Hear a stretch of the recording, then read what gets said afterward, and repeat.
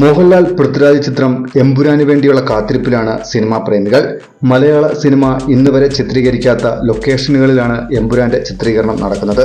തീപാറും അടിയും യുദ്ധവും ചീറിപ്പായുന്ന ഹെലികോപ്റ്ററുകളും കോടികൾ വില വരുന്ന കാറുകളും തുടങ്ങി ഒരു വലിയ അധോലോകത്തിലേക്കുള്ള അത്യപൂർവമായ കാഴ്ചയാണോ സിനിമ എന്നറിയാൻ ആകാംക്ഷയോടെ കാത്തിരിക്കുകയാണ് ആരാധകർ. അമേരിക്കയിലും യുകെയിലും ചിത്രീകരണം പൂർത്തിയാക്കിയ ചിത്രത്തിന്റെ അടുത്ത ലൊക്കേഷൻ ദുബായിയും അബുദാബിയും അടക്കമുള്ള ഗൾഫ് രാജ്യങ്ങളാണ്.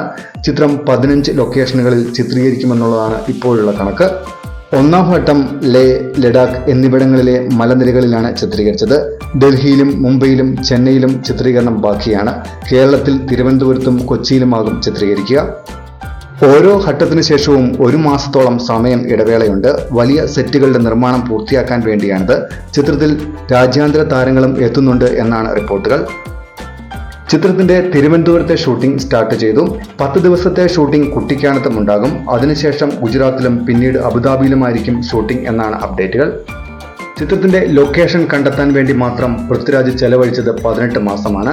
സിനിമയിൽ കാണിക്കുന്ന അതാത് രാജ്യങ്ങളിൽ തന്നെയാണ് അത്തരം രംഗങ്ങൾ ചിത്രീകരിച്ചിരിക്കുന്നത്. ആ ഒറിജിനാലിറ്റിയാകും എമ്പുരാന്റെ പ്രധാന പ്രത്യേകത. എമ്പുരാനിൽ മുണ്ടുമടക്കി കുത്തി അടിയുണ്ടാക്കുന്ന മോഹൻലാലിനെ നിങ്ങൾ കണ്ടെന്ന് വരില്ലെന്നും ലൂസിഫറിന്റെ 2ാം ഭാഗമാണോ താൻ ചെയ്യുന്നതെന്ന് ഇപ്പോൾ തനിക്ക് പോലും പറയാൻ പറ്റില്ലെന്നും പൃഥ്വിരാജ് പറഞ്ഞു. 150 കോടി രൂപ ചിലവിലാണ് ചിത്രം നിർമ്മാണം പ്രതീക്ഷിച്ചതെങ്കിലും അതിൽ കൂടുതൽ ആകാനാണ് സാധ്യത.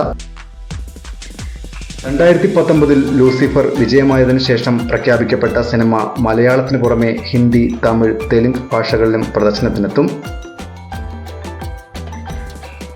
ആശീർവാദ് സിനിമാസിനൊപ്പം തമിഴിലെ പ്രമുഖ നിർമ്മാതാക്കളായ ലൈക്ക പ്രൊഡക്ഷൻസും ചേർന്നാണ് ചിത്രം നിർമ്മിക്കുന്നത്. ലൂസിഫറിലെ പ്രധാന താരങ്ങളായ ടൊവിനോ തോമസ്, മഞ്ജു വാര്യർ, ബൈജു സന്തോഷ്, ഫാസിൽ തുടങ്ങിയവരും 2ാം ഭാഗത്തിൽ ഉണ്ടാകും.